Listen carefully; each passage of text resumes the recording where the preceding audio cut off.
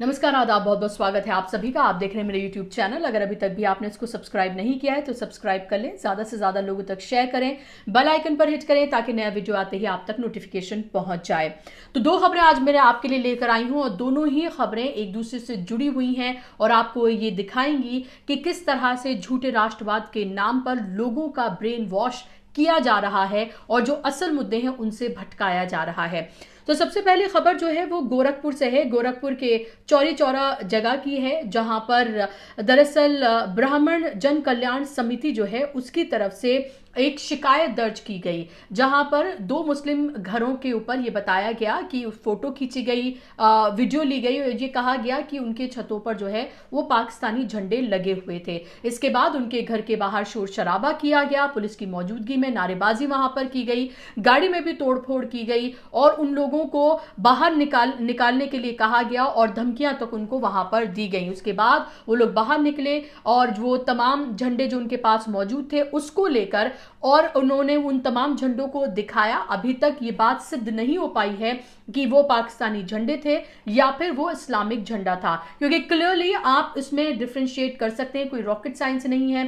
पाकिस्तान के झंडे की अगर मैं बात करूं तो वो साइड में उसमें सफेद रंग की पट्टी लगी होती है और आधा वो ग्रीन होता है और चांद तारा उस पर बना होता है। वहीं इस्लामिक फ्लैग जो है वो पूरी तरीके से ग्रीन होता है, डार्क ग्रीन कलर का होता है और उस पर चांद तारा सफेद रंग से बना होता है। ये क्लियर जो है आप इसको डिफरेंशिएट कर सकते हैं पाकिस्तानी झंडे और इस्लामिक झंडे के बीच में। लेकिन एक तरफ तो हम आज़ादी की 75वीं सालगिरह का अमृत महोत्सव जो है वो मना रहे हैं हमारे प्रधानमंत्री और हमारी हाल की जो हुकूमत है, और दूसरी तरफ आप ये देखिए कि उसी मुल्क में रहने वाले बाशिंदों को किस तरह से हर रोज उनकी शहरियत को लेकर और उनके मजहब को लेकर उनको टारगेट किया जाता है। 75 साल बीत जाने के बावजूद भी जहां उन्होंने सेकुलर हिंदुस्तान चुना, इस्लामिक पाकिस्तान नहीं चुना, आज भी उन्हें किस तरह से हर रोज अपनी देशभक्ति का सर्टिफिकेट जो है वो बांटने वाले उन्हें मिल जाते हैं और अपनी देशभक्ति किस तरह से उनको प्रूव करनी पड़ती है और हर रोज उन्हें किस तरह से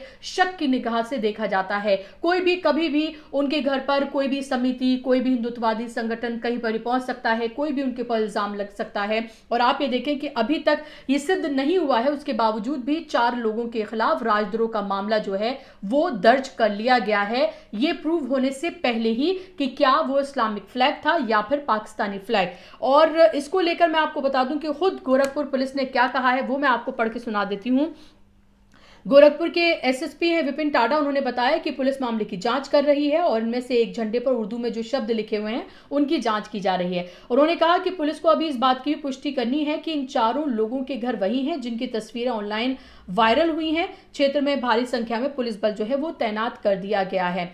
और आप ये देखें कि पुलिस ने दोनों घरों की जो है वो तलाशी ली है, लेकिन उन्हें पाकिस्तानी झंडा नहीं मिला है। आरोपियों ने इन धार्मिक झंडों को पुलिस को सौंप दिया है और गोरखपुर पुलिस ने जो है वो गुरुवार को ट्वीट करके इस पूरे मामले का उल्लेख जो है वो कर दिया था, इसके बारे में जानकारी दे दी थी। और दूसरी तरफ भक्त मंडली की फेवरेट एक्ट्रेस कंगना रनौत, उन्होंने टाइम्स नाउ के कॉन्क्लेव में क्या कहा है वो आपके सामने है कि हमें असल में आज़ादी जो है वो 2014 के बाद मिली है, जब बीजेपी की हुकूमत बनी, जब नरेंद्र मोदी जो हैं वो प्रधानमंत्री बने हैं, दरअसल तब हमें आज़ादी मिली है। और 1947 में जो हमें आज़ादी मिली थी वो भीख थी, वो आज़ादी नहीं थी। और फिर हंसते हुए वो उसमें कह रही हैं कि अब मेरे ऊपर 10 और केस जो हैं वो लगे हैं, और बेशर्मी से वहां बैठी हुई नाविका कुमार जो हैं वो हंसते हुए कह रही हैं और लोग जो हैं वहां सामने जो है तालियां बजा रहे हैं इसके ऊपर, और नाविका कुमार कह रही हैं इसीलिए आपको लोग भगवा कहते हैं। और यहीं पर ये बात जो है वो खत्म हो जाती है। जब इसको लेकर आउटरीच हुआ, जब इसको लेकर विरोध लोगों ने किया और तमाम जो जो विपक्षी पार्टियां हैं उन्होंने इसको लेकर अपना विरोध प्रदर्शन जो है वो जब दर्ज किया, ट्विटर पर से लेकर हर जगह जो है इसको लेकर ये कहा गया कि क्यों ना उनके ऊपर देशद्रोह का मामला दर्ज किया जाए, क्योंकि जिस तरह की वो बातें कर रही हैं, उन्होंने हमारे फ्रीडम फाइटर जो हैं जिन्होंने खून बहाया और उसके बाद जो है हमें आज़ादी किस तरह से मिली है, सालों की मेहनत, मशक्क़त, खून पसीने से सींच कर ये आज़ादी हमें उन हम फ्रीडम फाइटर्स ने दी है, किस तरह से उसकी बेइज्जती की है, तौहीन की है कंगना रनौत ने, क्योंकि क्यों ना उनके बाद देशद्रोह का मामला दर्ज कर दिया जाए। तो तब टाइम्स नाउ जो है उसके बाद उसकी नींद जागी और बेशर्मी के बाद साथ वो ये कह रहा है कि जो कंगना रनौत ने कहा है हम उसके साथ नहीं हैं और हम इसको कंडेम करते हैं। लेकिन वहां पर बैठी नाविका कुमार जो है वो हंसते हुए उस टाइम कह रही है कि इसीलिए लोग आपको भगवा कहते हैं और सामने लोग तालियां बजा रहे हैं। और उन लोगों के ऊपर जो तालियां बजा रहे हैं ना तो उसके ऊपर कोई केस होता है, ना नाविका कुमार के ऊपर कोई केस होता है, क्योंकि वो किस तरह से बेशर्मी से हंस रही हैं वहां पर। उसको कंडेम उन्होंने वहीं स्टेज पर नहीं किया, कोई क्रॉस क्वेश्चन उनसे नहीं किया और उन्हें वो कहने दिया गया जो वो कह रही थी। और तब से ही अभी हाल ही में उनको पद्मश्री भी मिला है 12वीं पास कंगना रनौत को।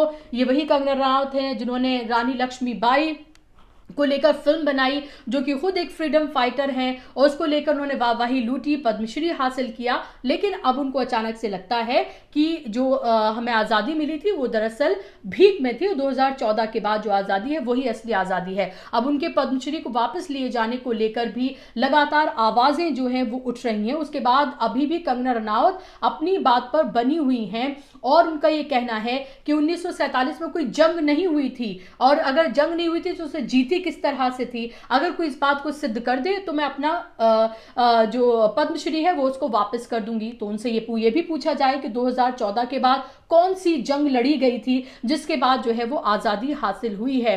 तो एक तरफ जहां पर इस्लामिक फ्लैग जो है लगा हुआ था, अभी ये सिद्ध नहीं हुआ है कि वो पाकिस्तानी झंडा था, जिसको लेकर जो सोशल मीडिया पर जिसको लेकर लगातार प्रोपेगेंडा फैलाया गया, वहां पर राजद्रोह का मामला दर्ज हो जाता है। यहां सीधे तौर पर एक मेन स्ट्रीम चैनल पर बैठकर कंगना रनौत इस तरह की बातें करती हैं, लेकिन उनके ऊपर अभी तक भी उसी इन्हीं तमाम संगठनों जो अपने आप को राष्ट्रवादी सो कॉल्ड कहते हैं उनकी तरफ से कोई ना आउटरीच है, ना ये सड़कों पर उतरे हैं, ना राजद्रोह की मांग कर रहे हैं, राष्ट्रद्रोह की मांग कर रहे हैं।